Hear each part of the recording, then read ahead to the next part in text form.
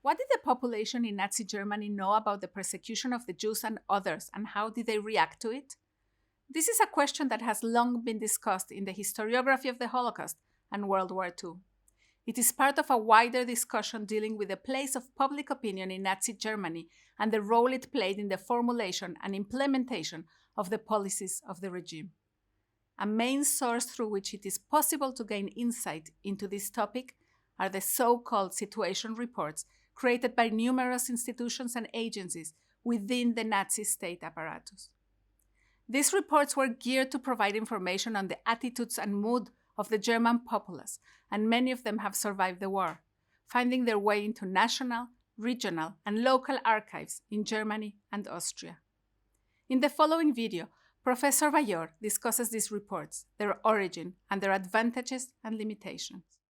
The Third Reich was a dictatorship without an autonomous public sphere. That means there was no free press, no freedom of opinion, there were no free elections. Instead, the media, for example, were controlled and directed by propaganda guidelines, which were more or less mandatory.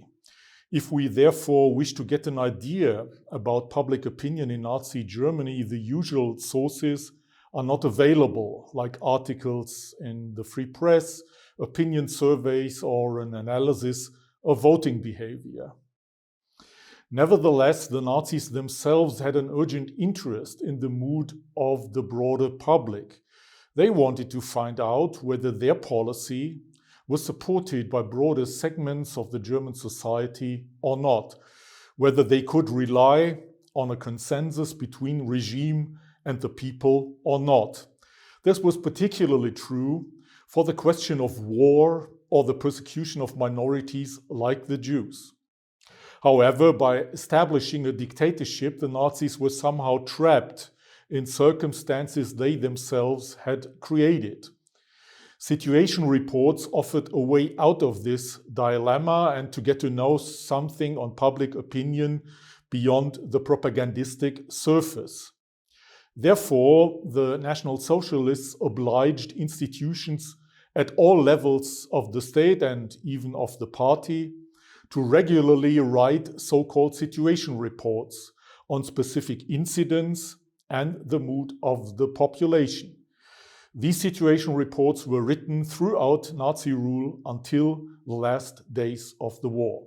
Situation reports were mostly written by the police, in particular by the Gestapo and the security police, by the judiciary and by administrations at all levels of the state, that means the local level, regional level, and national level.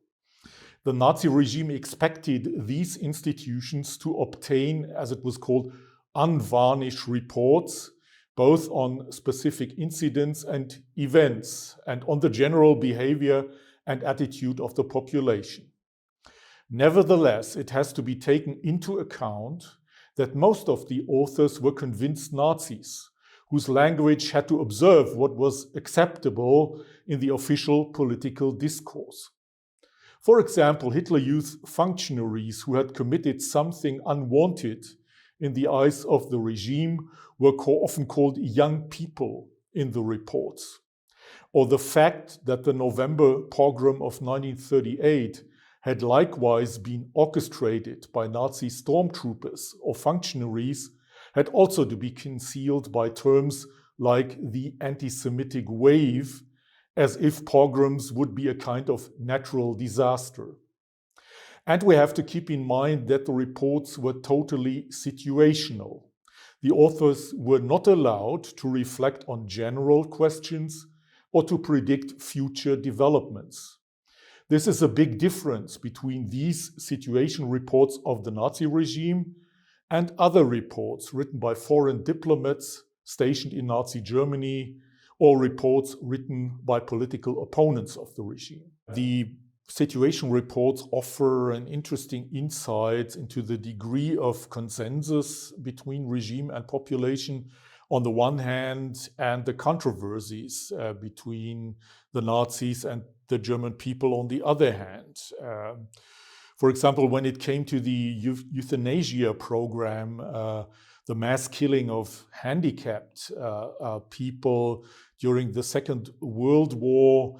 There was strong opposition against these measures, in particular by Christian circles and by the Catholic Church. There was lots of protest, and the reports give interesting insights into these controversies, whereas other aspects of the regime policy there were other aspects where the Nazis were more or less in line with the opinion of the broad masses of the population. And the situation reports are an interesting source for both aspects, consensus on the one hand and controversies on the other.